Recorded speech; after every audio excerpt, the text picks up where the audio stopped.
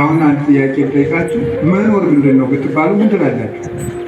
በጣም እኮ የሚያስገርመኝ ነገር ስለ መኖር ሳናውቅ የምንኖረው ነገር እየኖርን ነው፣ ግን መኖር ምን እንደሆነ ታውቃላችሁ አይደል? ላይፍ ምንድን ነው? ምንድን ነው? አሁን እናንተ መቼስ ተምራችኋል አብዛኞቻችሁና ላይፍ ምንድን ነው? ላይፍ ራሱ የሆነ ሀገር ነው? የሆነ ሰውዬ ነው? ምንድን ነው ላይፍ ራሱ? የሆነ አካል አለው? ምንድን ነው ላይፍ? ህይወት ምንድን ነው በራሱ?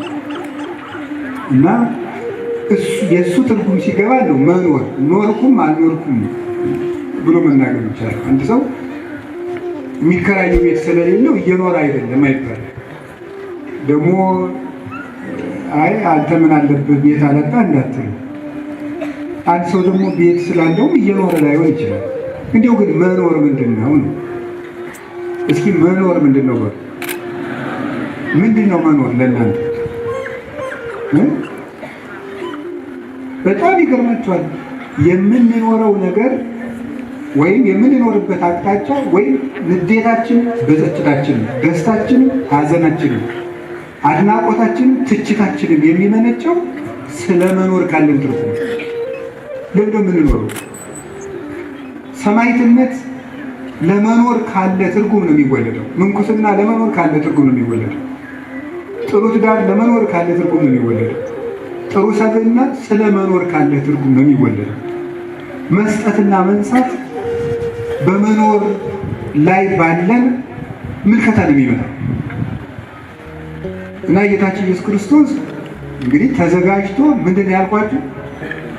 በሉ እንጂ ተዘጋጅቶ ምን መኖር እኮ መኖር ምንድን ነው? ስለ መኖር ነው እያወገን ነው። ድለዋኒክሙ ንበሩ እስመ ኢተአምሩ ጊዜ ይመጽእ እግዚእክሙ፣ ፈጣሪያችሁ የሚመጣበትን ሰዓት አታውቁምና ተዘጋጅታችሁ ኑሩ ይላል። እና መኖር ምንድን ነው? ለእናንተ መኖር ምንድን ነው? ህይወት የሚባለው ማለት ነው። መኖር ህይወት አይባልም። እንደመቼስ እንግሊዝኛ መከራውን የገባም ቋንቋም ነው። ደግሞም እንግዲህ ባለሙያም አይደለሁም። በእኛ ቋንቋ ህይወት መኖር አይደለም። በእርግጥ ይባላል ሀዩ መኖር ሊሆን ይችላል። ሀዩ ህይወት ብሎ መኖር ሊሆን ይችላል። ህይወት ግን ሌላ የተለየ ትርጉም ነው ያለው። እና መኖር ምንድን ነው ስትሉ ህይወት የሚለው ቃል ስለ መኖር ስንናገር ሌላ ትርጉም አለው። ህይወት በራሱ ግን ምንድን ነው? ያ የህይወት ያላ የነዋሪዎች መገኛ የሆነው ማለት ነው።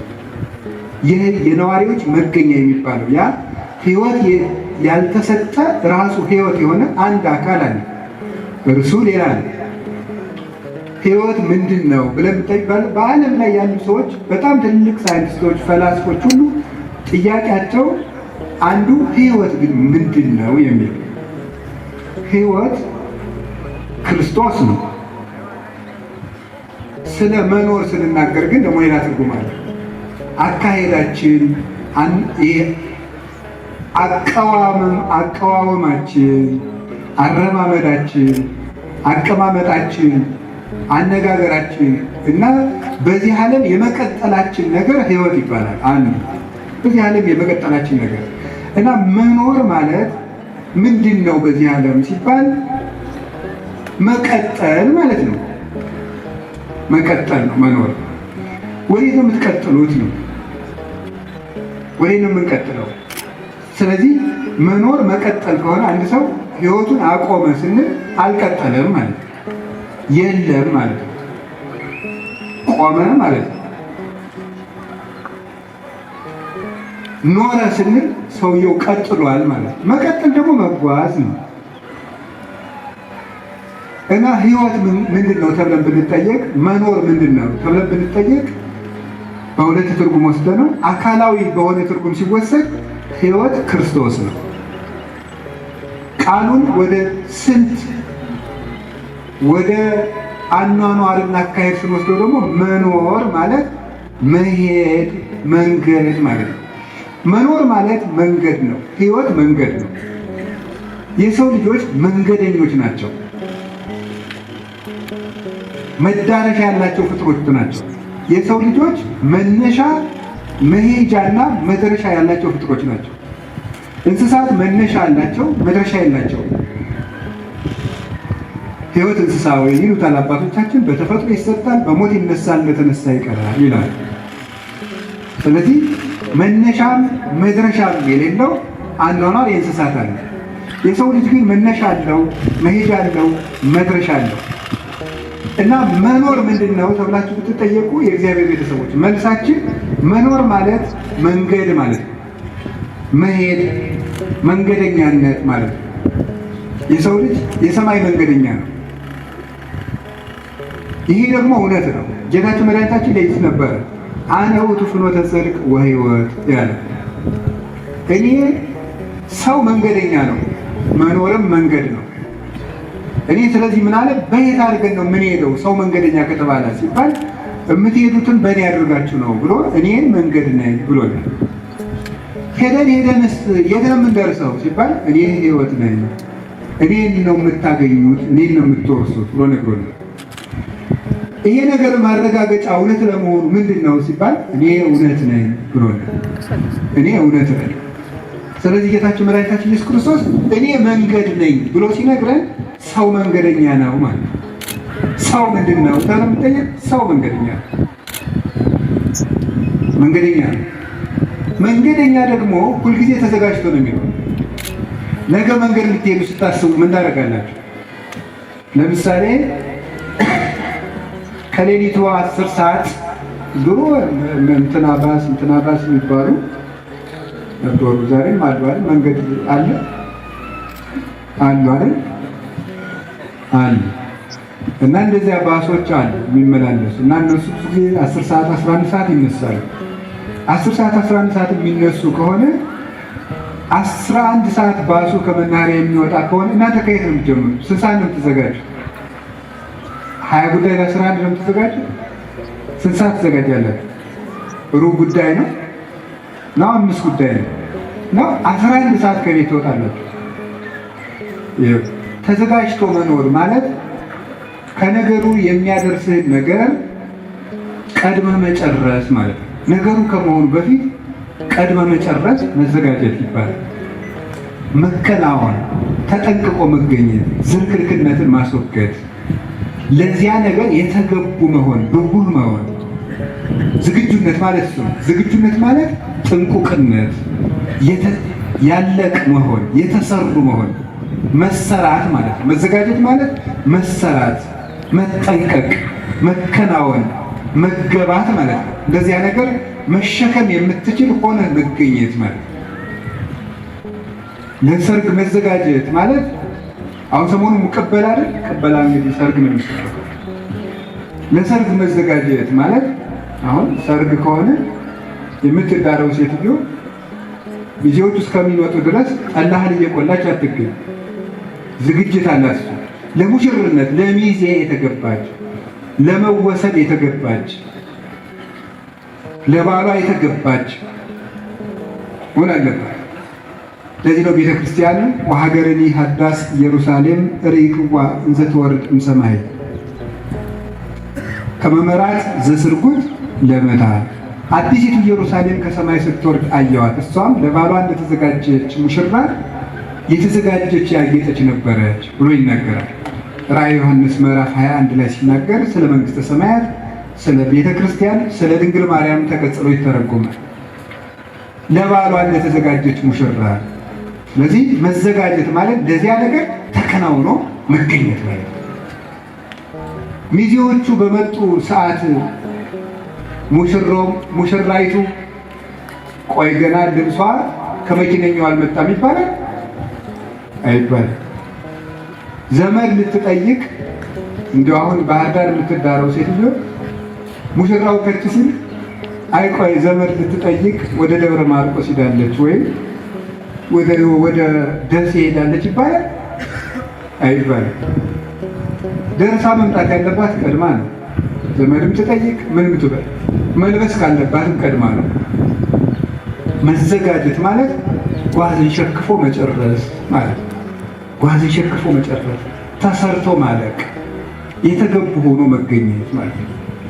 እና ተዘጋጅታችሁ ኑሩ ብሎናል ክርስቶስ።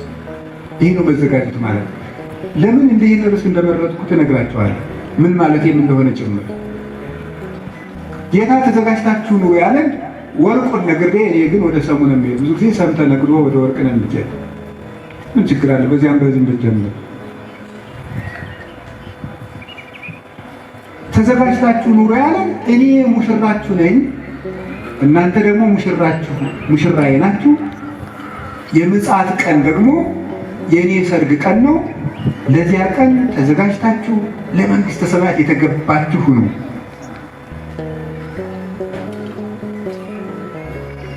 ብፁዓን እሙንቱ እለ አንጽሑ አልባሲሆሙ ከመ ይባውዋ ለእንታክቲ ሀገር። ለዚያች ሀገር ይገቡባት ዘንድ የተገቡ የሆኑ ዘንድ ልብሳቸውን አንጽፈው የሚገኙ ንዑዳን ክቡራን ናቸው ይላል።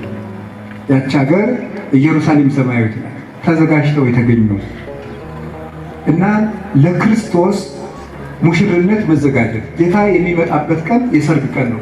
ለአንድ ክርስቲያን የሞቱ ቀን የሰርጉ ቀን ነው። ቅዱስ ጳውሎስም ቆሮንቶስ መልእክቱ ምዕራፍ 11 ላይ ፋርኩክሙ ለአሐዱ ምዕት፣ ለአንድ ባል አጭቻችኋለሁ። ያም ባል ማነው ይላል? ክርስቶስ ነው ይላል። ሰባኪ ስራው ማጨት ነው።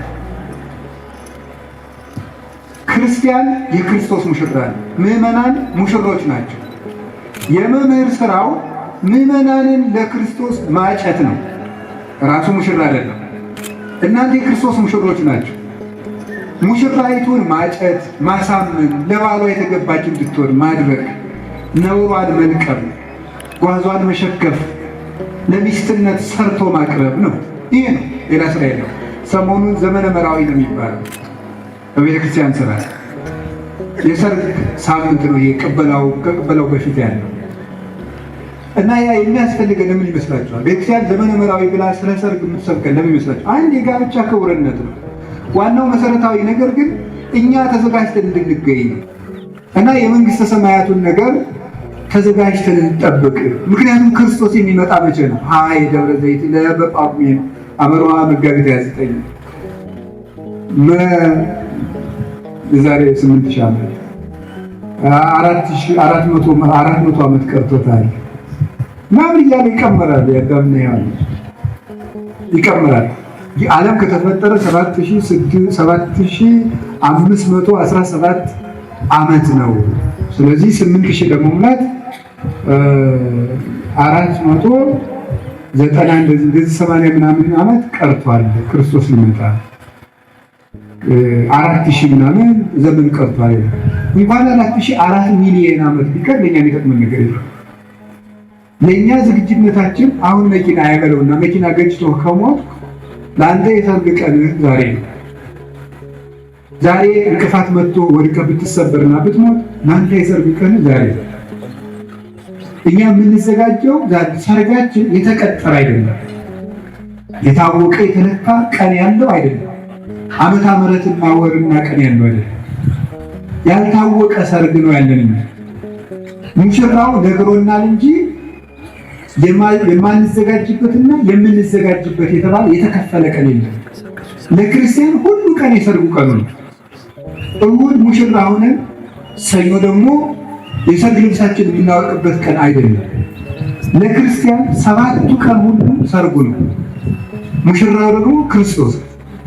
ነገ አሁን የካቲት ኪዳነ ምሕረት ነው። ነገ ንጹሕ ሆነን ሰኞ የምናድፍበት አይደለም። ነገ እልል ብለን ሰኞ የምንሳደፍበት፣ ነገ ዘምረን ሰኞ የምንዘፍንበት አይደለም።